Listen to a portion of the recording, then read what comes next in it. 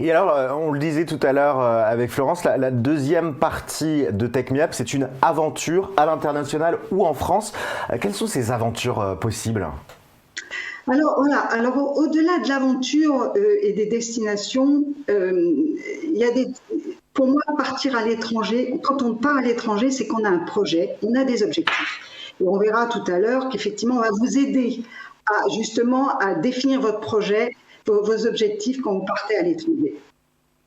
Alors, c'est pour ça que dans le programme dans le programme Take Me Up, on a choisi différentes destinations avec une diversité d'aventures possibles, justement pour répondre aux différents objectifs, aux différents projets de chacun. Voilà.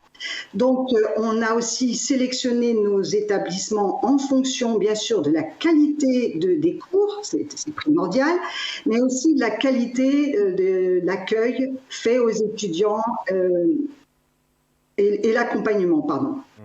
Donc les différentes destinations qui sont amenées à être évoluées, parce qu'on travaille encore sur des nouveaux partenariats, hein, mais pour l'instant, on a en Europe la possibilité de partir en Italie ou en Espagne pour améliorer son italien, améliorer son espagnol, avoir une immersion culturelle également. Donc ça, on va dire, sont des destinations qui sont relativement proches de chez nous. Après, on a au sein du groupe IGS un programme qui est absolument unique, qui s'appelle le semestre Management International, qui est une route Asie-Canada, qui vous emmènera à Pékin, Shanghai, Chengdu, Hanoï et ensuite Montréal. Et là, c'est une vraie rencontre avec des professionnels et des conférences, des visites d'université et d'entreprises. Bien sûr, il y a quelques visites culturelles, on ne peut quand même pas passer à côté de certaines visites. Bien sûr, ce programme est accompagné, il existe depuis plus de 15 ans au sein du groupe IGS, et c'est un magnifique éclairage professionnel et culturel et managérial. Et puis, il y a bien sûr comme destination les États-Unis, qui sont toujours des destinations phares.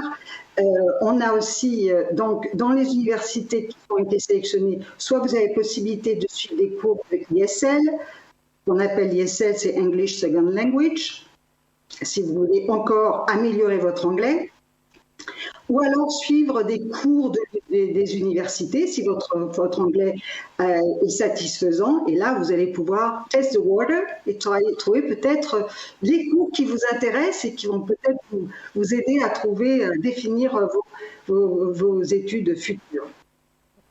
Et alors l'international, est-ce que selon vous, aujourd'hui, il est indispensable dans le cursus des étudiants, puisque vous prenez le pari d'ouvrir directement vos formations? Ah bah oui, oui, oui, 3 fois oui. Et encore, je le répéterai jamais assez, quel que soit le métier que l'on exerce. Voilà, au-delà de l'anglais, nous sommes tous amenés à travailler tôt ou tard dans un milieu multiculturel. Même si vous avez travaillé en France, il y a des filiales à l'étranger, donc vous avez des collègues qui seront de cultures différentes, qui parleront l'anglais, la langue commune sera l'anglais. Donc ça, pour moi, c'est une nécessité absolument absolue. Plus quand vous vivez à l'étranger, vous sortez de votre zone de confort, vous perdez vos repères, et donc vous êtes obligé de vous améliorer et de travailler tout ce qu'on a, les soft skills qu'on a cités, hein, la communication, la confiance en soi, l'esprit d'initiative, la maturité et même le fait de travailler en équipe. Voilà. Moi, vous savez, en 30 ans, j'ai vu et accompagné des générations d'étudiants qui sont partis et revenus de l'étranger. Pour moi, il y a vraiment un avant et un après. Voilà, c'est life, comme on dirait, life-changing experience. Alors, surtout, encore une fois, quand il y a un projet, quand il y a un objectif, quand il y a des objectifs. Et alors justement, hein, on le sait, pour partir à l'international, surtout dans le cadre d'études, surtout dans le cadre de partenariats, c'est parfois, allez, j'ose le mot, des lourdeurs administratives. En tout cas, l'étudiant qui sommeille encore un peu en moi se rappelle de toutes les démarches pour obtenir le visa. C'est la première fois finalement on est mis face à tous ces rouages administratifs. Après on a les impôts, après on a les fiches de paye, on a tout ça. Comment vous allez accompagner justement vos étudiants, vos apprenants de Take Me Up à affronter ces démarches administratives? Alors, il y a démarches administratives et puis il y a aussi démarches de recherche de projet. Alors, dans l'accompagnement de ces démarches, j'ai presque envie de dire, vous vous laissez guider un petit peu. Au début du programme, il y aura des présentations des différentes destinations qui seront faites par des partenaires. Alors bien sûr de façon virtuelle pour la plupart. Et ensuite, il y aura un coach qui va vous aider à sélectionner, à choisir pour vous la meilleure option possible. Voilà. Et puis effectivement, on doit commencer le process très très tôt parce que suivant les destinations, il y a des problèmes, il y a des demandes de visa à faire.